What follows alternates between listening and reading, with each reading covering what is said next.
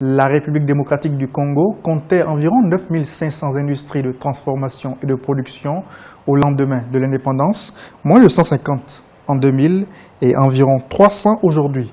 Le pays lutte pour améliorer ce secteur clé de l'économie nationale. Cependant, le chemin reste encore long à parcourir avec plusieurs défis, notamment l'importation frauduleuse de produits qui affectent l'industrie locale. Pour faire un état des lieux de l'industrie congolaise, nous recevons aujourd'hui, pour vous dans Décryptage, chers téléspectateurs, Monsieur le ministre de tutelle, Germain Kabinga.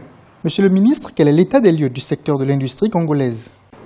L'industrie congolaise se trouve dans un état, si vous voulez, critique, dans la mesure où le processus de désindustrialisation de notre pays est un processus long de plus de 30 ans.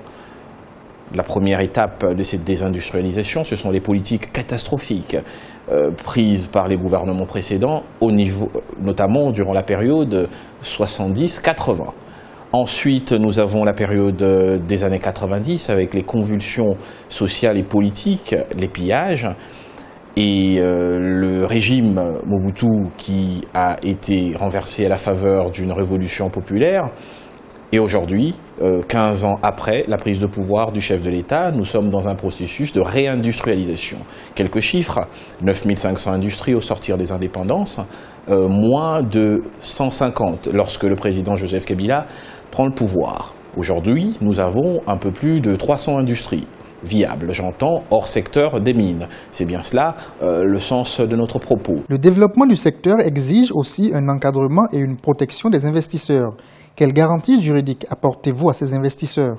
La sécurité juridique et judiciaire des investissements est dorénavant une garantie, notamment avec l'adhésion et l'effectivité de l'application de l'acte uniforme de l'OHADA dans notre pays. Vous voyez donc malgré la situation, ce qui est encore plus important à retenir, c'est que la République démocratique du Congo a pris la pleine mesure de la situation. Le gouvernement, sous l'impulsion du président de la République, Joseph Kabila Kabange, a pris la problématique à bras-le-corps. Les 28 mesures urgentes que le gouvernement a prises il y a quelques mois dans la perspective de renforcer la résilience de l'économie face aux chocs exogènes liés à la morosité du climat économique international en sont une des démonstrations les plus palpables. Les importations frauduleuses des produits en provenance de l'Angola qui se vendent moins cher affectent l'industrie congolaise. Quelles sont les mesures prises pour protéger l'industrie locale? Il y a effectivement une distorsion de la concurrence créée par la réaction du marché de change angolais face au choc exogène lié, comme je l'ai dit précédemment, à la chute du cours des matières premières. Cela a fortement handicapé, vous avez raison de le souligner, l'industrie congolaise, mais des mesures correctives sont en train d'être prises. Nous, en tant que ministère de l'Industrie, ayant donc la responsabilité de la protection de l'industrie locale, avec notre collègue du ministère de l'Économie, avons été les avocats des industries congolaises au niveau du gouvernement et du président de la République, et très prochainement des mesures de sauvegarde vont être prises pour permettre effectivement de rééquilibrer cet avantage compétitif indu que les pays frontaliers ont pu exploiter en défaveur des industries congolaises. L'économie de plusieurs pays africains connaît un déséquilibre dû à la baisse du prix des matières premières, ce qui contraint les États à diversifier leurs sources de devises. Comment le ministère de l'économie congolaise compte-t-elle s'organiser afin de soutenir la politique de diversification? Déjà, ce qu'il faut noter, c'est que face à la conjoncture internationale, les chiffres parlent d'eux-mêmes. La République démocratique du Congo résiste beaucoup mieux que d'autres pays. Le taux de croissance est passé de 9% en termes de projection à aujourd'hui une moyenne de 6%. Premier élément. Deuxième élément, la maîtrise du cadre macroéconomique. Résultat de plusieurs années d'efforts, aujourd'hui porte ses fruits parce que face au choc exogène, le taux de change du franc congolais n'a été attaqué et n'a perdu en réalité que 4% de sa valeur, là où dans les pays environnants, nous avons des difficultés qui vont de l'ordre de 30% de réduction.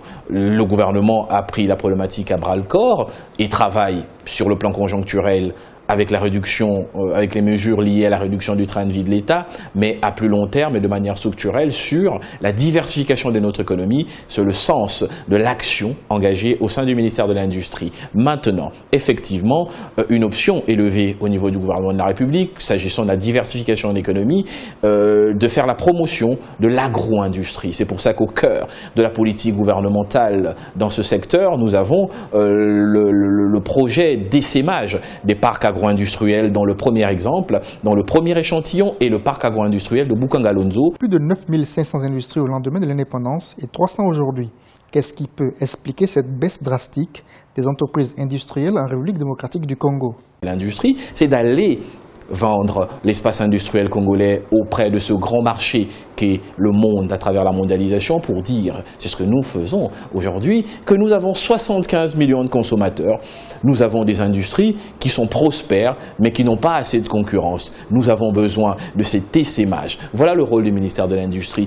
Accessoirement, il peut arriver que pour des questions stratégiques et spécifiques, que le ministère de l'Industrie s'engage directement à la création d'une industrie. C'est le cas de la cimenterie de la Maïkou, ex-cimenterie de la province orientale, cette grande promesse du président de la République, Joseph Kabila, aux populations de la province orientale. Dans ce cas spécifique, le ministère de l'Industrie est le porteur de projet, va chercher des investisseurs étrangers, et nous pouvons déjà ici dire que s'agissant de ce projet, très prochainement, la signature d'une convention de partenariat pour la réalisation de cette industrie va se faire avec un partenaire économique extérieur.